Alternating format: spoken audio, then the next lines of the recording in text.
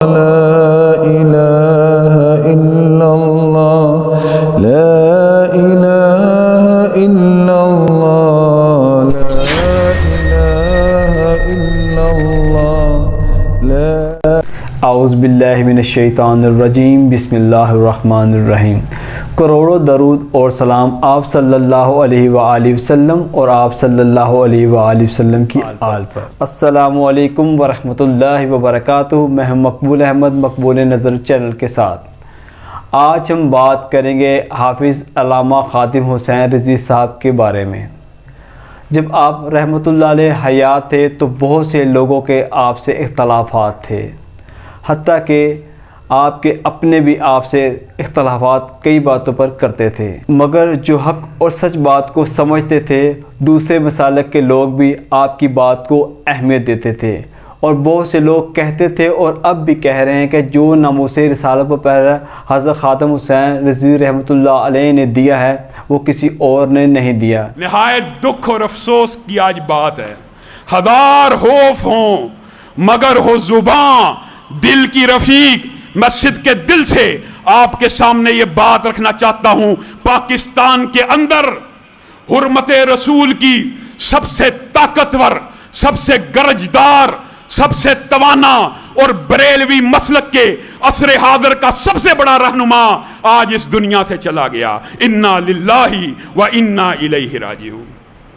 خادم حسین رضوی اس وقت حرمت رسول کے لیے کھڑا تھا۔ بعض لوگ ہمیں باتیں کرتے ہیں، ہم غلط کہہ رہے ہیں؟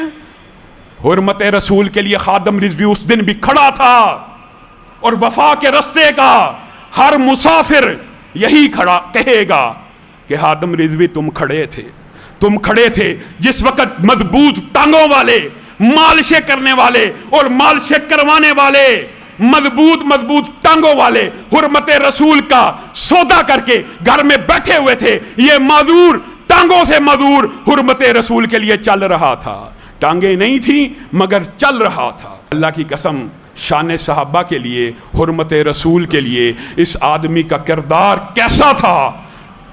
آج وہ دنیا سے گئے ہیں تو ہر دل ان کی اس بات کا معترف ہے کہ حرمت رسول کے لیے ان کا کردار تھا، دفاع صحابہ کے لیے ان کا کردار تھا۔ ہر بندے نے دنیا سے چلے جانا ہے میرے بھائیوں، دنیا میں رہنا کسی نے نہیں، لیکن تاریخ میں وہ لوگ زندہ رہتے ہیں جو ہر خوف کے سامنے، ہر جبر کے سامنے، جب ہر طرف خوف کا سناٹا ہو، جن کی آواز توانا ہو، جن کی آواز بلند آہنگ ہو، پھر لوگ بھی انہیں یاد رکھتے ہیں۔ اور آپ کے جنازے میں یہ ثابت ہو گیا کہ آپ حق اور سچ پر تھے۔ امام احمد بن حنبل پر جب کوڑے برسائے جا رہے تھے تو آپ نے کہا جو ظلم کرنے ہیں کر لو، آج ہم لاچار ہیں، آج ہم مجبور ہیں، اور سیاسی قوت، شوکت و حشمت، طاقت، فوجیں، جج، سب کچھ تمہارے پاس ہیں، آج یہاں ہماری کوئی نہیں سن رہا، ہم لاچار ہیں، لیکن وَبَيْنَنَا وَبَيْنَكُمْ شُهُودُ الْجَنَائِزِ، لیکن تمہارے اور ہمارے درمیان فیصلے جنازے ہی کریں گے۔ لوگوں کو پتہ چل جائے گا کون حق پر ہے اور کون باطل پر ہے۔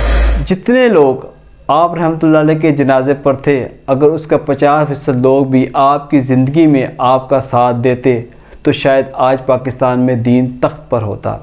اس لیے ہمیں پرانی غلطیوں کو نہ دہرانے کا عہد کر کے ہمیں آگے کی طرف بڑھنا چاہیے۔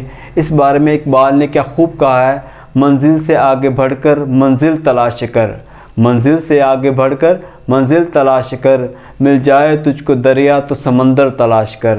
اور اسی طرح علامہ اقبال رحمۃ اللہ نے خوددار قوم سے مخاطب ہوتے ہوئے کہا ہے، اس قوم کو شمشیر کی حاجت نہیں رہتی، اس قوم کو شمشیر کی حاجت نہیں رہتی، ہو جس کے جوانوں کی خودی صورت فولاد۔ اللہ پاک ہم سب کا حامی و ناصر ہو۔ یہ ویڈیو اچھی لگے ناظرین تو اس کو لائک کریں، شیئر کریں، سبسکرائب کریں، اور اپنی قیمتی رائے اور تجاویز سے ہمیں کمنٹ میں آگاہ کریں۔ جزاک اللہ خیرہ۔ السلام علیکم ورحمۃ اللہ وبرکاتہ۔